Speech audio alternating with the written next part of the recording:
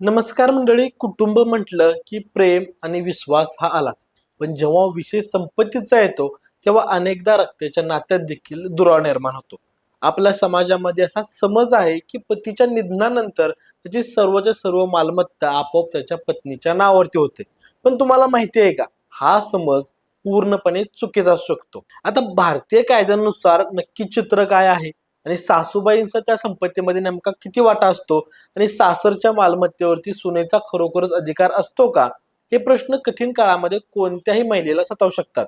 म्हणूनच हिंदू वारसा कायदा नक्की काय सांगतो आणि तुमचे अधिकार नेमके काय आहेत, तर जाणून घेऊया या व्हिडिओच्या माध्यमातून. खरं तर अनेकांना वाटतं की पतीने कष्टाने कमवलेली संपत्ती ही फक्त त्यांच्या पत्नीची असते. पण हिंदू वारसा कायद्यानुसार जर पतीने कोणतेही वसियत म्हणजेच मृत्यूपत्र केले नसेल तर त्याची संपत्ती ही क्लास 1 वारसदारांमध्ये समान वाटली जाते. आता हे क्लास 1 वारसदार नेमके कोण असतात हे समजून घेणे खूप महत्वाचे आहे.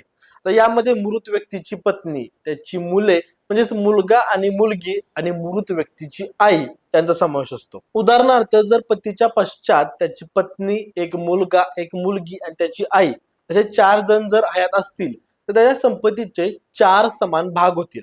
आता याचा अर्थ पत्नीला पूर्ण संपत्ती न मिळता फक्त 25% हिस्सा मिळेल. आता अनेकदा आईचा हिस्सा असतो हे महिलांना माहीतच नसते आणि त्यातून भविष्यामध्ये कायदेशीर अडचणी निर्माण होतात. आता दुसरा महत्वाचा मुद्दा म्हणजे जर पतीने मृत्यूपत्र केले असेल तर नेमकं काय होतं. तर पतीने जर जिवंत असतानाच कायदेशीररित्या वसियत लिहून ठेवली असेल तर कायद्यानुसार त्याचेच पालन केले जाते.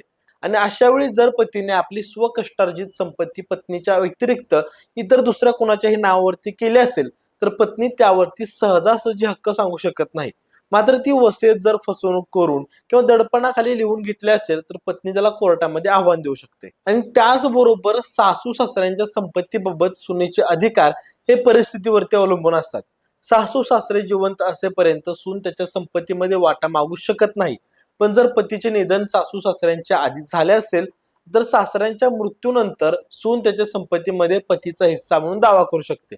आता छत्तीसगड हायकोर्टाच्या एका निकालानुसार जर पतीच्या निधनानंतर पत्नी स्वतःचा उदरनिर्वाह करण्यासाठी असमर्थ असेल तर ती सासरच्यांकडून पोटगीची मागणी देखील नक्कीच करू शकते. आता यासोबतच घटस्फोट आणि मुलांच्या अधिकाराबाबत देखील स्पष्टता असणे गरजेचे आहे.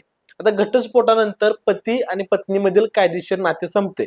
त्यामुळे पत्नी पतीच्या संपत्तीवरती हक्क मागू शकत नाही, ती फक्त पोटगी मागू शकते.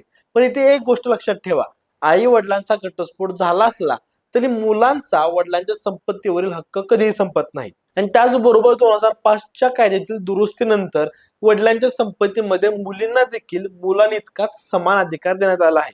आता मुलगी विवाहित असो वा अविवाहित, तिला वडिलांच्या वडिलोपार्जित आणि स्वकष्टार्जित संपत्तीमध्ये भावांप्रमाणे समान वाटा मिळतो.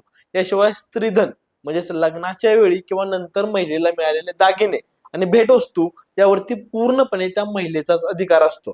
त्यामुळे अर्धवट माहितीवरती विसंबून राहण्यापेक्षा कायद्याची योग्य माहिती असणे हेच तुमचे खरे संरक्षण आहे. माहिती देणारा व्हिडिओ तुम्हाला नेमका कसा वाटला मला कमेंट बॉक्समध्ये नक्की कळवा आणि अशाच माहितीविषयक व्हिडिओसाठी स्प्रेडला सबस्क्राईब करा. धन्यवाद.